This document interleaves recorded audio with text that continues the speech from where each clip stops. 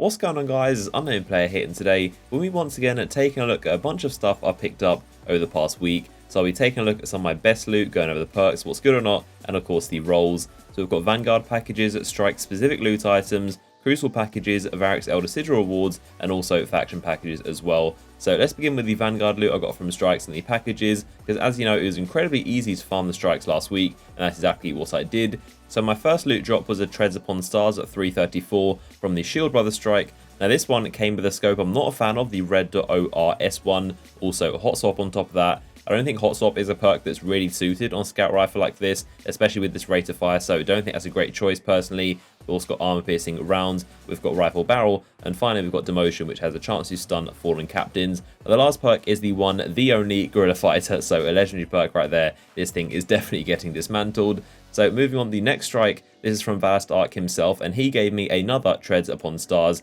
This one is definitely an improvement. It doesn't have Guerrilla Fighter at least, but the scope on this one is okay. Not personally a massive fan of it, but it's decent. It's the red.OAS. We've also got Triple Tap, which I really like. Definitely one of my favorite perks on a Scout Rifle. We've got high caliber rounds. We've also got Casket Mag to boost the magazine size. Demotion, which is pretty interesting. And the final one is Reactive Reload, which is quite a rare one in my opinion. Reloading the weapon after a kill gets a damage bonus for a short time. So this is a pretty interesting weapon in itself, and I especially like the Demotion perk at the end. That's pretty weird, nothing I really use all that much, but I might keep this thing around because it may come in handy for Rise of Iron. I remember using this perk a while back during year 1. I think it was the House of Wolves DLC that added these kind of perks that can stun enemies. I'm not sure if it's too useful, but I definitely will keep it around and see if it is actually a good help to be able to stun captains. So my next strike was the Dark Blade strike, and this guy dropped me the 335 Dark Blades helm. And this is pretty simple. Never really liked this helm personally. I'm not really a fan of the look of it. It always looks a bit weird and doesn't really suit many armor styles in my opinion. I know a lot of people love this thing, but I personally don't really like the look of this thing. But this is definitely some good infusion fuel because it's 335, which is pretty nice. My next strike, the Saber strike, gave me another helmet at 335 once again, which is nice, the Devouring Maw. Again, I never liked this one either. It just looks a little bit weird, and once again, it doesn't really fit into many armor styles with the Warlock. It always seems to look pretty out of place and just a little bit weird if you put it on a Warlock, so I've never really liked the look of it, although I think it's designed really, really well. I love the lightning that goes around it. It looks awesome, but I don't think it personally fits many armor styles or just general looks for a Warlock. So this, once again, will probably be good infusion fuel.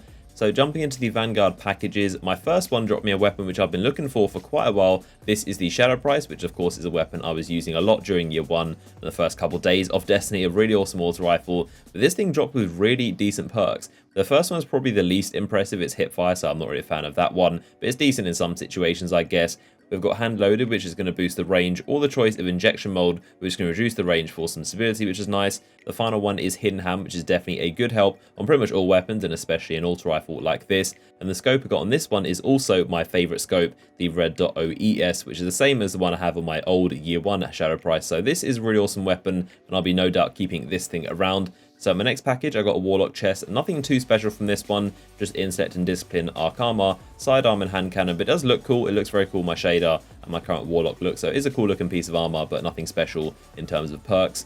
Now moving over to the Crucible side of things, I did actually manage to get a longbow, which I uploaded a video on recently. If you want to see that, I'll link it in the description for you to check out. But I did actually get a longbow synthesis. But my next package, I got Hawksaw, which is pretty cool. This is a weapon I'm hunting for a God Roll version, but it's probably going to be very rare and probably not going to happen. This one came with high caliber rounds and also Casket Mag as an option. The middle main perk is Secret Round, which is a pretty awful perk. And we've also got Snapshot and Handlaid Stock, which has a massive number for stability and pretty much maxed out. So this is decent, but the middle perk is the worst option. Secret Round is a really awful perk, and I definitely want a God Roll one, but I don't think that's going to happen. The odds of me getting a better one than the vendor sells are pretty slim.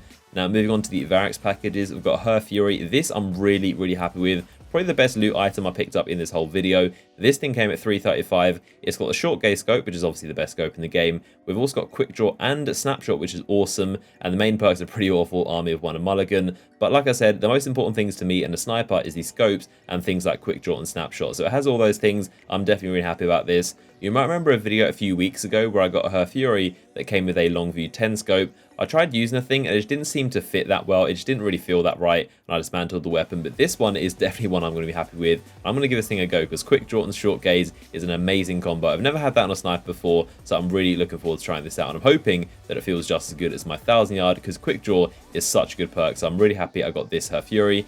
My next Variks package, which is an armor one, this gave me the gauntlets for the Hunter, the Warden's Rally. These came at 335. I used to use these things quite a lot during year 1 back with the House of Wolves, and these based my go-to gauntlets, but I'm not really a fan of how they aren't symmetrical. They look a little bit weird and like too spiky, so I'm not really a fan of the look, but it's definitely some good infusion fuel.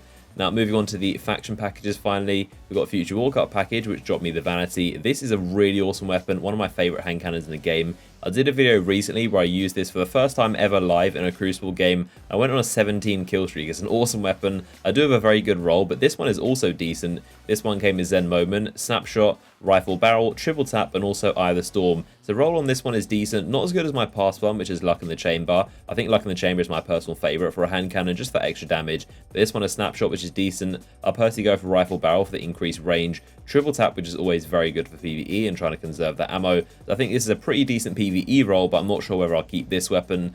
My final package is the Dead Orbit one, which dropped me some boots. These came with Intellect and Discipline, machine gun ammo, and also a perk called Capture King, which is pretty rare. Haven't seen this one around too often. Now, what this perk does is boost the weapon and also movement speed for, I believe, 15 seconds after you capture a control point in the control game mode. So it's quite a specific perk and pretty random, but it is quite cool at the same time.